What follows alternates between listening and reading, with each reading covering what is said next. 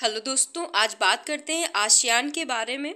ASEAN एक organisation है और इससे रिलेटेड क्वेश्चंस आपके एग्ज़ाम में अक्सर देखने को मिलते रहते हैं। लगभग हर एग्ज़ाम में इन ऑर्गेनाइजेशन से रिलेटेड एक क्वेश्चन आपको देखने को मिल ही जाता है।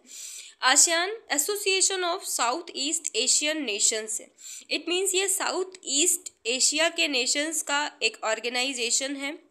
इसे इस्टेब्लिश किया गया था बैंकॉक, थाईलैंड में बैंकॉक डिक्लेरेशन के द्वारा 8 अगस्त 1967 को। ये एक पॉलिटिकल एंड इकोनॉमिक ऑर्गेनाइजेशन है और इसका हेडक्वार्टर जो है वो इंडोनेशिया जकार्ता में बनाया गया है। बात करें आसियान की तो इसके फाउंडर कंट्रीज़ जिन्होंने इसे इस्टेब्लिश किया तो वो हैं इंडोनेशिया, मलेशिया, फिलीपींस, सिंगापुर और थाईलैंड। दोस्तों आप ध्यान देंगे कि ये सभी इमर्जिंग इकोनॉमीज़ हैं। इन सभी ने बहुत तेज़ी से इमर्ज किया है खुद को और इसीलिए इस ऑर्गेनाइजेशन को फ्लाई बीज भी कहते हैं। अभी इसकी मेंबरशिप टोटल 10 मेंबर्स की है। फाउंडिंग मेंबर्स तो 5 थे, लेकिन धीरे धीरे इसकी मेंबरशिप को बढ़ाया गया और ये बाकी के सारे कंट्रीज़ भी साउथ ईस्ट एशिया के ही हैं।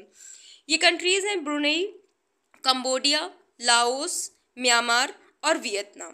दोस्तों इन कंट्रीज़ से रिलेटेड आपको सभी के यहाँ पर फ्लैग भी दे दिए गए हैं, क्योंकि फ्लैग से रिलेटेड क्वेश्चंस अक्सर हमें एग्जाम्स में देखने को मिलता है। और अगर ये फ्लैग आपकी आंखों के सामने से बार बार गुजर रहे हैं तो तुरंत आपकी आंखों में क्लिक कर जाएंगे कि हाँ, ये फ्लैग जो है वो इस कंट्री से रिलेटेड हो सकता है। आइए आगे देखते हैं। आसियान का जो मोटो है वो है one vision, one identity and one community. It means कि ये प्रमोट करना चाहते हैं कि हम कलेक्टिवली साउथ ईस्ट एशिया हैं और साउथ ईस्ट एशिया के तौर पे खुद को रिप्रेजेंट करते हैं। जैसे कि आजकल हम बात करते हैं ग्लोबल साउथ के बारे में, तो इन्होंने भी अपनी एक अलग आइडेंटिटी बना ली है।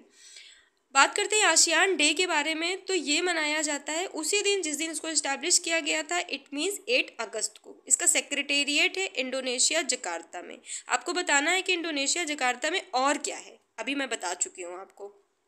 2015 में इसको थोड़ा सा और एक्सपेंड किया गया और आसियान की कम्युनिटी बनाई गई, जिसमें 3 पिलर्स थे। फर्स्ट था ASEAN political security community, next था ASEAN community economic community, next है आसियान सोशियो कल्चरल कम्युनिटी। दोस्तों ये अलग अलग कम्युनिटीज़ हैं जो अलग अलग सेक्टर्स को फोकस करती हैं, इससे रिलेटेड एजेंडा को तय करती हैं।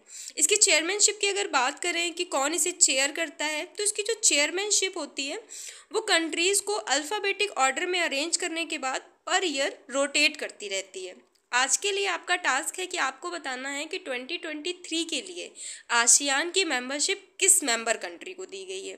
कमेंट बॉक्स में ज़रूर बताइएगा, क्योंकि जो हम लिख देते हैं वो हमें याद हो जाता है। चलिए आगे बढ़ते हैं।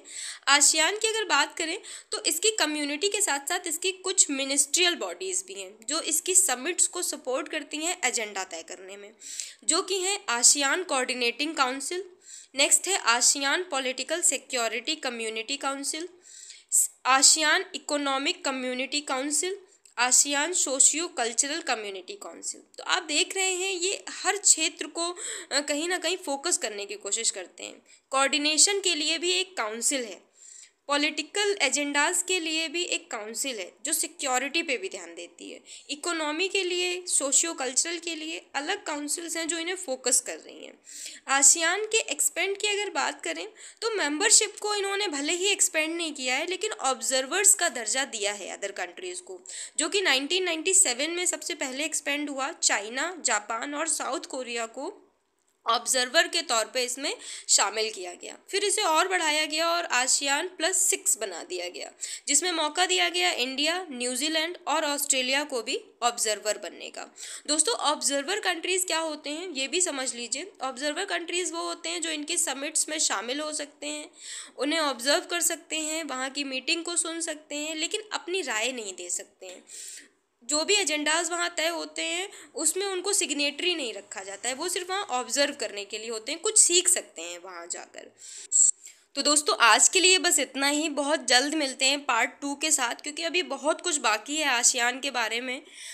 इंडिया का आसियान के साथ रिलेशनशिप कैसा है, वो कैसे ग्रो हुआ, अभी कहाँ तक हम पहुँच चुके हैं, क्या ट्रेड हमने, क्या एग्रीमेंट्स हमने इस्टेब्लिश कर लिए हैं आसियान के साथ। तो जल्दी से कमेंट बॉक्स में बताइएगा कि आप अगला कौन सा टॉपिक चाहते हैं आसियान के पार्ट 2 के बाद। आज के लिए बस इतना ही। लाइक शेयर सब्सक्राइब करना बिल्कुल मत भूलिएगा।